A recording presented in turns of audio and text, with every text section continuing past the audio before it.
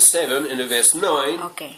After this I beheld and lo, a great multitude which no man could number, of all nations and kindred and people and tongues, stood before the throne and before the Lamb, clothed with white robes and palms in their hands. Nation, the word nations, according to the concordance, is ethnos. Now we're going to look. What is interesting first is to understand that the chapter 7 is the chapter where the 144,000 are sealed. Yes. And two tribes are missing. Yeah. One is the tribe of Ephraim, the second tribe is the tribe of Dan. Yeah. We have spoken already about that. And we believe that from the chapter 9 to the end, this is what represents the Ephraim. Because of the prophecy from Jacob in Bereshit 48, or the Genesis 48. Now, I want to look what is now the difference between, let me look here, where I have it. I don't know if I have make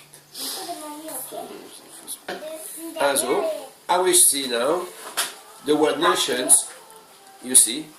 The word nation, it can be translated Eretz, okay. Goy, Goy, you see. So it will now, but it become also Hamon, okay. Sultim, Sarah, which is the seed, okay. Then Ravar, which is friend, okay. Mahim, Nasi, Eved, with this Eved is a witness, Sava. So it will depend on the context when the word ethnos and goy or the goyim will match together. So we have to understand that it can be two sources. One, it can be according to the prophecy from Bereshit 48, and we're going to go back to this prophecy. Okay, this prophecy, Bereshit 48, with the blessing from Jacob. Okay, he blessed him. And Israel beheld Joseph's sons and said, "Who are these?" And Joseph said unto his father, "They are my sons, whom Elohim has given me in this place." And he said, "Bring them, I pray thee, unto me, and I will bless them." Now the eyes of Israel were dim for age, so he could not see. And he brought them near unto him. He kissed them and embraced them. And Israel said unto Joseph, "I had not thought to see thy face, and lo, Elohim has shown me also thy seed." And Joseph brought them out from between his knees, and he bowed himself with his face to the earth. And Joseph took them both, Ephraim in his right hand toward Israel's left hand, Manasseh in his left hand toward Israel's right hand, and brought them near unto him. And Israel stretched out his right hand and laid upon Ephraim's head, who was the younger, and his left hand upon Manasseh's head, guiding his hand wittingly. For Manasseh was the firstborn. And he blessed Joseph and said, "Elohim, before whom my fathers Abraham and Isaac did walk, the Elohim which fed me all my life long unto this day, the Malach, messenger which redeemed me from all evil, bless the lads, plural, and let my name be named on them," the name Israel, not Jacob, the name Israel, "and the name of my father Abraham, Isaac," but also Jacob. "And let them grow into a multitude in the midst of the earth." The term in Hebrew here, multitude in the midst of the earth, is in Hebrew, it is written like fish in the earth. This is what we will see later, the doctrine with the fish. Okay? And Joseph, when Joseph saw that his father laid his right hand upon the head of Ephraim, he displeased him. He held up his father's hand to remove it from Ephraim's head and to Manasseh's head. And Joseph said to his father, "Not so, my father, for this is the firstborn. Put thy right hand upon his head." And his father refused and said, "I know, my son, I know. He also shall become a people." It's here, the word is "and he also shall be great, but truly his younger brother shall be greater than he, and his seed shall become a multitude of nations." That is here the term Melo Ha-Goim. And this is this multitude of nations that we find in Revelation 7 chapter 9, yeah. and to the end. These are these, and these are of the same group which we find in Romans 11:25, when when Paul say, here I will quote Paul, Romans 11:25, and we look, and he say,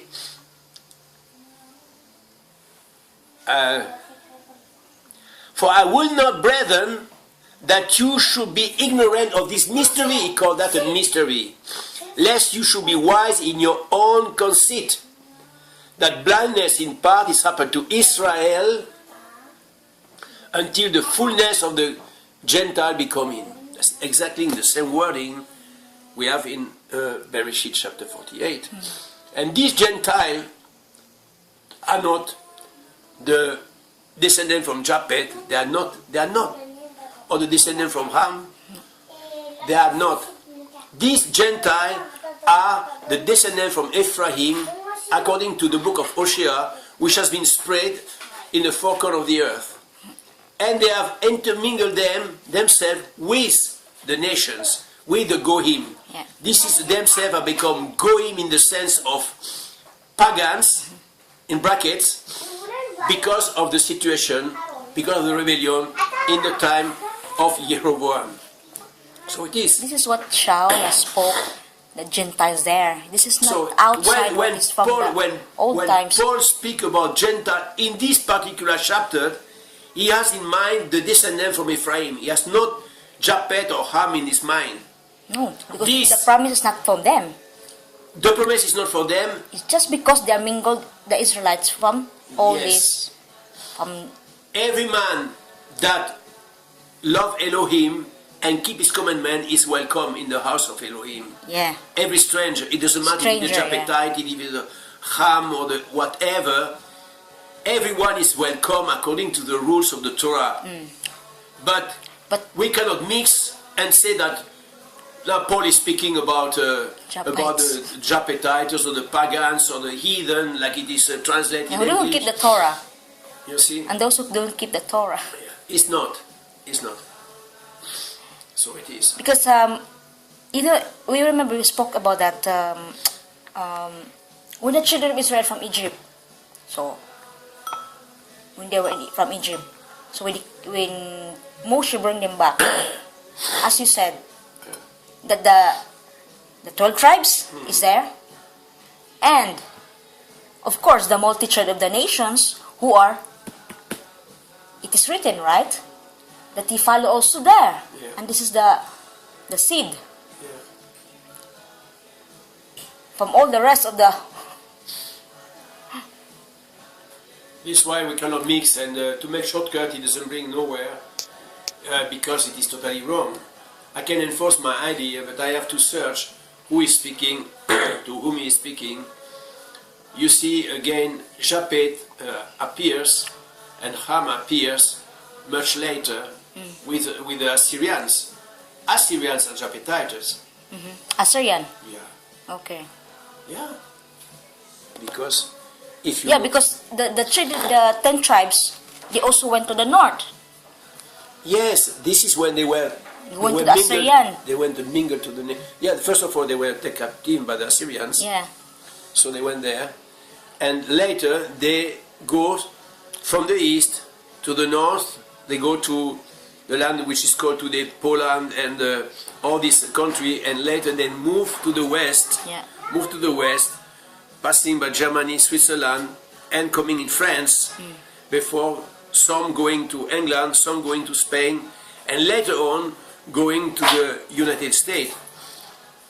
The US. The movement, The US. yeah, you mean the You understand? Yes. Yes, the movement. So don't forget that the concentration, even today, the greatest concentration of Jew in the world after the US and Israel is France.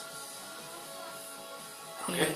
So France has been dominated long time and has been under the influence of the Jewish culture, because we have many idioms in our language which come from the Hebrew. Okay?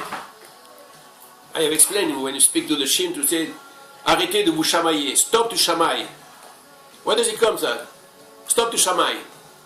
Shamai, there was always the argumentation between Hillel the second and Shammai. You see. This is So- your tradition here. I mean the word. Yeah, you see, if you go to a child and you tell him stop to Shamai, dispute. dispute to dispute. You see, so